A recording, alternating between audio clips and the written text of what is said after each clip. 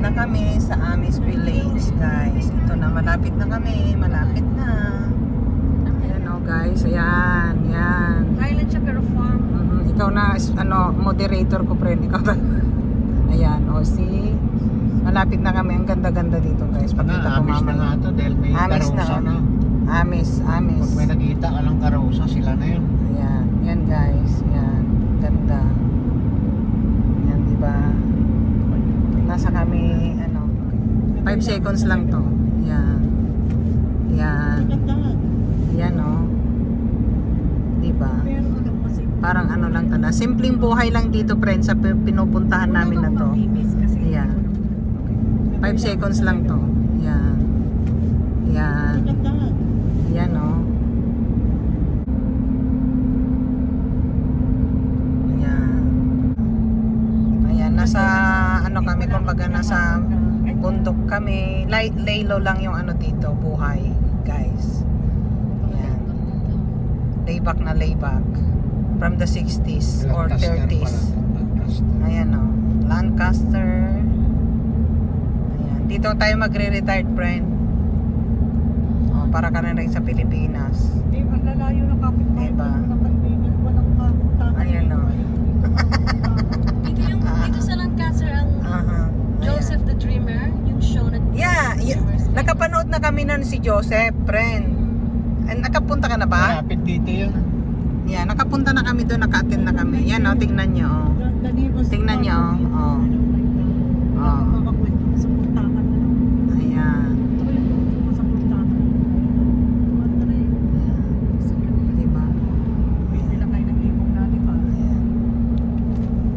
Probinsya kami, guys. Nasa probinsya ng Pennsylvania. Sabi nga kami nag-uwi sa probinsya. Ala eh? Garning-garning sa amin sa Batangas ang dadaanan may palayan. Sigang. Hindi ba alis-ace? Walang alis-es. Walang alis-ace. Ano yung alis-ace? Ayumi. Ayan, may baka doon, yan. Maraming baka at saka kambing. Alam mo to Ayan, yung ito. Papasok na kami dito, guys. Yan. Amish Village, yan. Dito tayo sa Amish Village, yan. Ayan, puro mais-mais dito, guys. Yan. Ayan. Kakain tayo ng mais mamaya. Tapos itlog ng manok. Yan, oh, guys. Nakita nyo? Yan. Yan. Mga kabayo.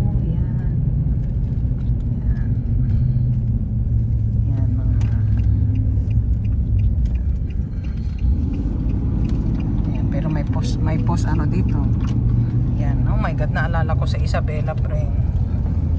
Ang mais, alam nyo guys, dati nung bata ako, nagpapapasok kami dyan sa gitna ng kamaisan, kumukuha kami ng gagamba, guys. Gagamba. Tapos ilalagay namin sa posporo. Ayan, tapos pag-away-awayin. Naranasan nyo yun, friend?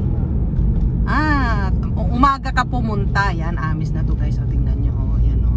O, yan. Sige. Parang malabo tong ko. Ayan, yan. Ang ganda dito, friend. Kasi parang relax na relax talaga yung buhay nila, guys. Gusto ko kasi pupunta. Ayan. Dito kami sa Amish Village. Yan, yan. Yan, guys. Yan. Napaka-relax ng buhay nila dito. Ayan, ayan, ayan. Ayan, o. Ayan, o. Ang galing. Pero pat ang lalaki na ng bahay nila dito. Bahayan yata ito. Dito tayo. Matanggal yung... Ayan. Hindi ako nakasakit Ayan, sa dito ganyan. kami. Ayan, o. Ayan. Ay, nakagigibang. Ah. Yun, tingnan mo. Yun, Ayan, nakasuot ayan, siya. oo. Nakasuot siya ng damit ng Amish. Ayan. Marami tayong makikita dyan mamaya. Ayan. Punta kami dyan. Dyan. Pasok tayo dito. Thank you. Pasok tayo dito. guide to learn about Amish, but you'll get to see the people and get off the bus if you'd like to purchase things directly from them, you may. So how many hours will it take? That leaves at 11, comes back at 12:30, so it's an hour and a half, and that's $24. And if you do the house, the farm bus, and everything, that's the premium package. And that takes about 2.5 hours altogether. Ay, sorry. Ayan, nagwawalis siya. Ayan. Ayan.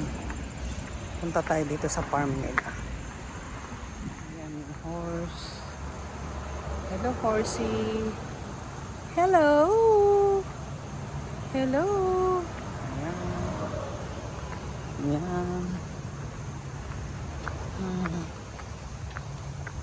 Ayan, may mga manok. Nakapunta na kami dito but long time ago. Like 7 years ago. Punta tayo dito.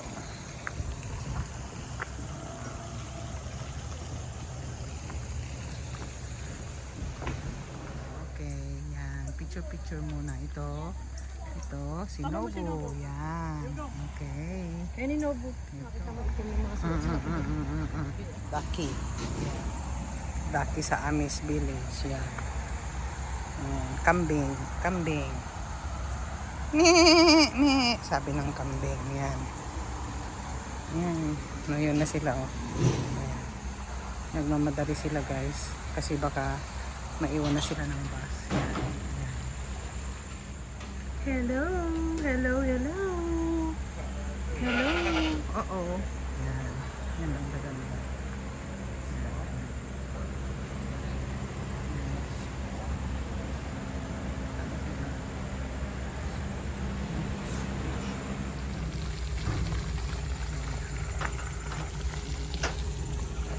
Sakay na kami ng bus guys. Yan, lilibot kami dito sa farm nila. Yan, may mga manok. Yan. Sakay kami ng bus. Dito kami sa likod. Okay. No more Friend, noise. tumingin kayo. Friend, No more noise. That's it. friend, tumingin kayo. Sit down. Behave now. Yan, sumakay kami ng bus. Okay? Sit down. Sit. Kentucky, Tennessee. They moved back here to their roots, but they do seem to move around quite a lot. But not, like I said, to worry. We have plenty of Amish here. You're going to hear me refer to Amish in English on this bus today. Everybody on here, I guess someday it'll be put in the ag preserve. They'll get a little money for doing that, helping them pay down that mortgage, but it'll be in a preserve that it won't be able to be built on any longer. Cows start eating at that. They'll produce some fine quality milk, and then we'll be drinking that this fall. But that is a dairy farm, all the food that's raised on this farm. Now, Mom's got her wash hanging out. The line pushes it out. Side yard, on the back side of the roof, you'll see some solar panels. Those solar panels are used down there. That's a water tower. Water's pumped out of the well into that tower. It's used for the house and the barn. Today, thanks to propane hot water heaters, we have hot and cold. Across the lane is where we had our food for human consumption. We have where the flags are at, some rows of carrots. The carrots, some of them have been taken up. Our next row went out of the milking line for about a month and a half before they're due to give birth. Once they do give birth, they'll be put back in the milking line, milk for about another 9 months to a year, and the same hanging out there. I wish her good luck because it's already starting to drizzle rain in here a little bit. They're going to be out here today. If they haven't mowed their lawns already, they'll be trimming, they'll be weed whacking, they'll be taking care of some of the stuff in the garden. Last thing they'll do tonight is, before they're done for the day, is take the leaf blowers out, blow all the debris off the driveway. You just never know when you're going to have company on a Sunday. This area where those patterned material dresses, where the Amish use the solid play hymns. When a young man becomes very interested in a young lady, he's going to buy her cloth to show her his intention. It means that somewhere down the road they will probably be getting married. It might not be right away. No phones allowed in your businesses, but you can have one at the edge of your property. It would say Shady Lane Fabrics, what her hours are, when she'll get back to you with messages. Any children over the age of 16 will have their own extension, so their friends are bringing $5,000. It's not much of a carriage, but harnesses for that team, another $100 to $500. Feeding that horse twice a day, $360. 5 days a year, $1,000 to $13,500, and that's without the horse. Now, a couple weeks ago, we had some horse sales in the area, $1,000. The other one had a horse that brought $22,000. Young Amishmen in their late teens plunked down that cash on the spot. I sort of gasped when I heard the price of that. We're going to start talking about now. That is a one-room schoolhouse that the English had for numerous years. The Amish have bought it, and they've made it into an Amish one-room schoolhouse. That first day, but school runs from Pennsylvania Deutsch. It is not Dutch. You just pulled into right now on there. They've picked some of these already. Some have been taken to the produce auction. And again, all the money goes back into the family farm income. But when you reach 18 here in Pennsylvania, you are eligible if your school board comes to you and your family and asks if you're interested in teaching school. And everybody's in agreement. You'll have a teacher's class or two before that first semester or first year in school. Remember, you've got an 8th grade education and you're going to be teaching grades 1 through 8. With any of the occupations I just listed, long before you know it, a household to deal with, you don't have any time to work outside. Girls' room there, propane tank in the back for also lighting for heating. But school, like I said, starts on Monday for these students. And they will walk to school. If you're in an area that walking is hazardous because of some of the main roads you have to cross, you will be bused. One way to get home, okay? No sons, all daughters. The youngest daughter and her husband get the farm. No children. Farms deeded to the church. The church decides what deserving young couple get that farm. The brick house now is where the young son lives with his family. That small gray house is called the Dottie house, the grandparents' house. They're there to help take care of the children and grandchildren. Grandchildren and children will take care of the grandparents. Take care of oneself from the time they're born to the time they die. Our horses down there, that is what pulls our equipment in the field. There's beautiful Belgians down there. Some use mules, some use they're making business. He also makes bird house like their home to do that with. But when the Amish moved into Lancaster this past winter, when we had the snows we did, he and his 2 sons came up and shoveled my driveway out and would not take anything for it. Very, very nice people. I've told them if they need to go anywhere, I'll take them, but I still haven't heard anything from them yet. Looks like we got our lawn mower out. Somebody's going to be mowing here after a bit. Another thing they're raising is flowers, and they have beautiful flower arrangements for sale along the sides of the roads. And then their baseball, their softball balls out there on the pitching mound already, getting ready for the day. But the bishop, 3 letters from the bishop. You go before the church, explain why you're doing. But the week before you're due to have church, you're going to get a bench wagon at your house. And the bench wagon contains the benches for church. March, that's before planting season. Weddings are held on Tuesdays and Thursdays, Monday, Wednesday, Friday, prep and cleanup day. It's ready to strip. So typical English wedding, what, 150, 200 people? Amish wedding, you can have anywhere from 300 to 600 people at your wedding. Weddings are held at the home of the bride. If you don't have enough room, 1970s brought them back here, made them into motel rooms. So the day before the wedding, the bride's uncles come, they have prep for the wedding. The bridegroom that day has a specific task. He is going to be killing all the chickens, but we still have some in the barn. The little white-tailed one, that is Smokey. He was born this year in May. Dito daw kinakasal yung mga Amish. Yan.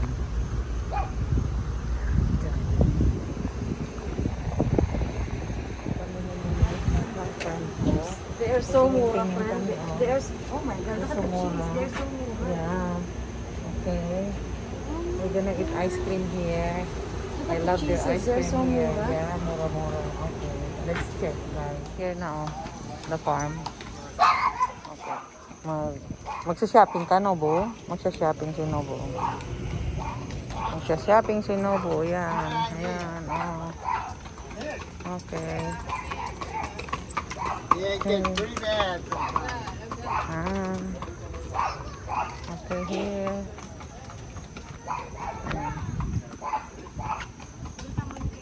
Wait, Nobo, wait. Okay. Ayan siya. Ayan. Did you want these wrapped in paper? Yes. I'm sorry. 26 lang natin binili ko. Okay. Look at the popcorn. Okay, sinubo. Nag-ano siya, oh. Baka hindi ko mabayaran tong hinahawakan ko. Hulihin ako dito. Makalimutan ko. Yes. You have flies? Flies? Pies? No, we do not. Sorry. Okay.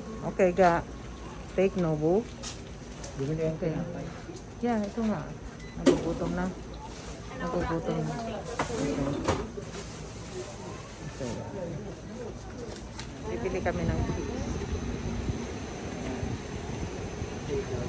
Bibili kami ng cheese.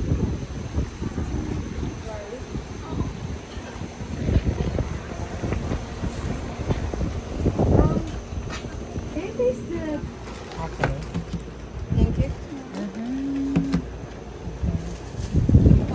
Magkakano to? Super mura, friend. Yeah, okay. Ito. Ito sa'yo. Garlic and then... Oh my God, this is so good. Ang sarap kaya. I want that, ano, So good na. smoke, ano, Which one is cheddar. good? Did you want a coffee? No. Gusto ko na naman kakain na half nito. Pero masarap ito. Ang mga anak ko mahilig dito yung anak ko sa step. Yung garlic, ito to. Cheddar. Yung dalawang.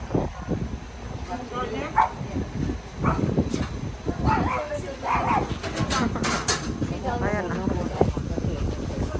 Legit. Mama. Pero hindi naman siya lumalapit. Ayan. O, tingnan mo.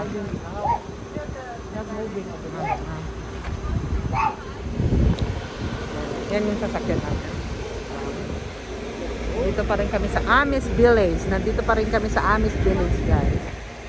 Yan.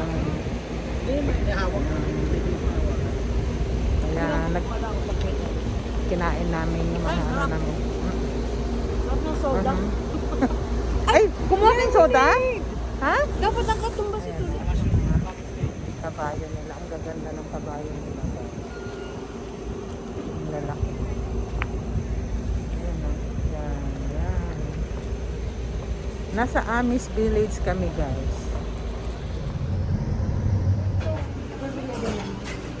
It's okay. Kumaan kami sa restaurant at kumain ng lunch. After namin nagtaglakad sa Amish Place, naggutom kami. Bakit mo binalik? Ay, akala ko dito kayo mag-buto. Hindi kasi waiting ano lang to eh. Ayan. Sandwiches sila mata. Akala ko ba dito ka lang kain? Mabilis pa din. Hindi dito ang place natin. Maglalagay Yan, ng oo. check at kumuha tayo ng kanin. Okay? Gutom kasi tayo pag nahanap yung masarap. Kaya nga eh. Oh. Yun lang. Ayan o. Parang may ano sila pre no. May meatballs. Ayan o. Tingnan natin yung menu. Ayan. May meatballs sila pre. Meatballs. Ano yun?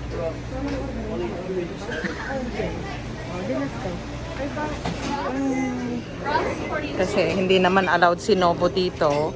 So bibili na lang kami ng buns. Yan.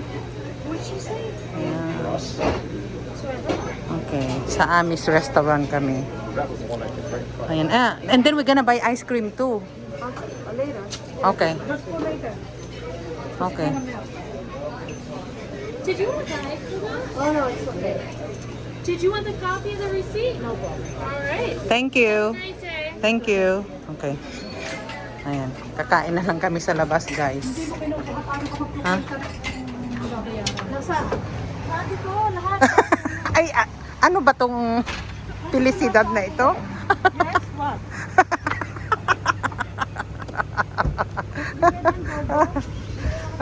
Service dog. Hindi ka naman pwede Hindi hindi naman pwedeng magbulag-bulagan si Tatay Nobo.